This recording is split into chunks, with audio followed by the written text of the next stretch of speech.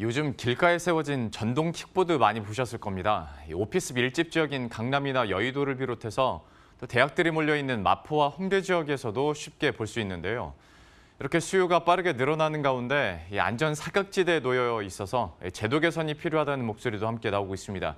취재 기자와 함께 이야기 나누어 보도록 하죠. 박수현 기자 나와 있습니다.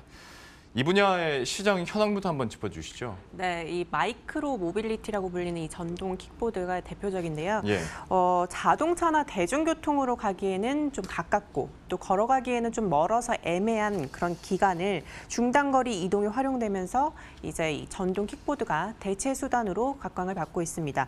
평균 처음 5분이 한 1,000원 정도, 그리고 이후에는 이제 5분이 지난 후에는 분당 100원의 요금으로 사실 대중교통 요금보다 싼 건 아니지만 그래도 이제 각광을 받고 있는데요.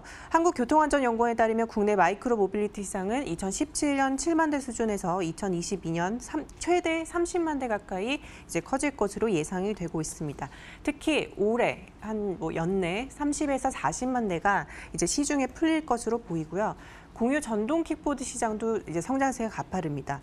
일단은 사업자 등록만으로도 이 영업이 가능하고 또 다른 모빌리티보다는 확실히 진입 장벽이 낮기 때문에 이 스타트업들이 앞다투어서 이제 시장에 뛰어들고 있는 모습이고요.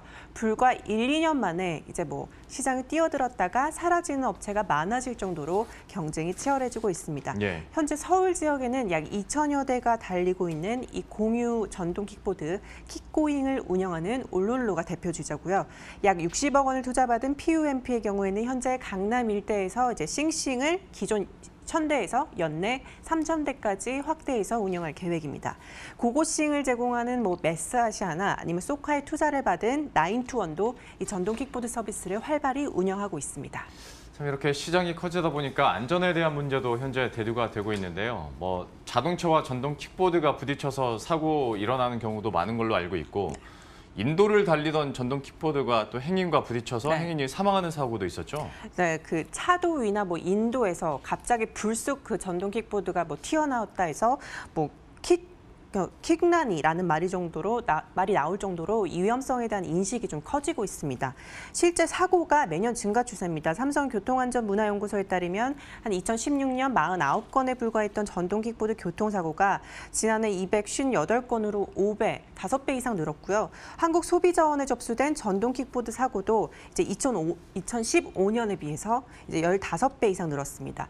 인도를 주행하다가 차량 진입로를 가로지르면서 이 차량과 충돌을 하거나 아니면 신호등 없는 교차로에서 신호를 지키지 않아서 차량과 충돌하는 사고가 빈번하게 발생을 하고 있고요. 이 가운데 10명 중에 9명은 안전모를 착용하지 않아서 이제 안전사고 발생 위험이 점점 커지고 있습니다.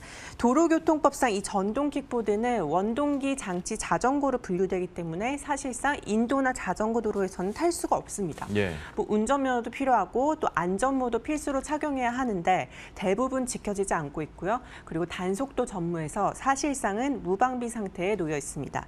국내 전동 킥보드 최대 시속은 현재 25km 이하로 제한이 돼 있는데요. 차도에서는 이 낮은 속도로 달리는 것이 오히려 차량 운행에 방해가 되기 때문에 위험한 상황이 발생할 확률이 사실 높습니다. 전문가들은 이 안전모 착용을 의무화하거나 안전장치를 강화해야 된다고 말하고 있습니다. 예. 아까 킥란이라고 했잖아요. 네. 그게 킥보드와 고라니 합성어입니까? 예. 요즘에 그러니까 문제가 되다 보니까 이런 신조어까지 나오고 있는 상황인데 정작 사고가 났을 때는 또 이게 보상을 받을 방법이 없다면서요. 보험 보장도 안 되는 거죠? 전동 킥보드는 일단 전기로 돌아가는 원동기로 분류되긴 하는데 오토바이처럼 의무적으로 보험을 가입해야 되는 그런 대상이 아니기 때문에 사실상은 좀 법적 지위가 애매하고요.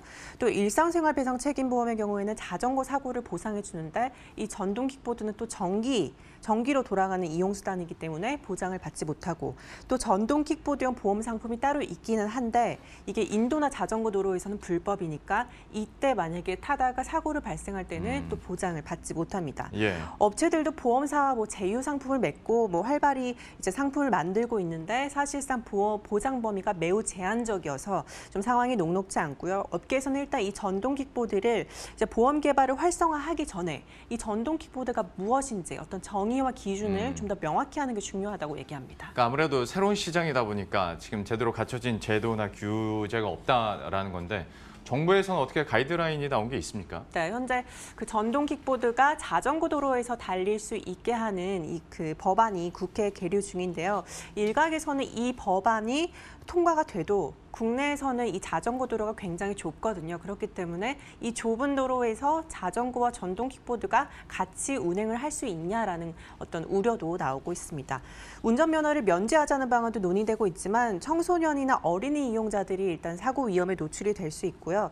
또 전동 킥보드를 아무데나 방치하고 임의로 보관에 발생하는 문제가 최근 증가하고 있는데 이때 거치 공간을 체계적으로 확보해야 된다는 그런 목소리도 나오고 있습니다. 예. 이미 우리보다 먼저 전동 킥보드를 이제 활발하게 운영하고 있는 해외의 경우에는 이 규제 논의가 활발히 이뤄지고 있는데요. 최근 독일은 그 인도에서 그 킥보드 사용을 금지하고 다만 자전거 도로나 차도에서는 이제 운행을 허용한다. 이렇게 가능하도록 하고 또 헬멧 착용이나 운전 면허를 강제적으로 하는 거는 좀 자유롭게 하는 그런 법안을 발표했습니다. 유럽의 일부 국가에서는 최대 시속을 한 15에서 10km로 내리는 대신 인도 주행을 좀 허용을 하기도 했습니다. 무엇보다 전문가들은 이 한국의 도로 실정에 맞는 법규와 제도가 필요하다고 얘기를 하는데요.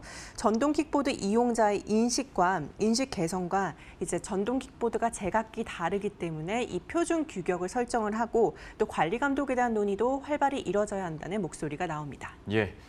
지금까지 박수연 기자와 함께했습니다. 잘 들었습니다.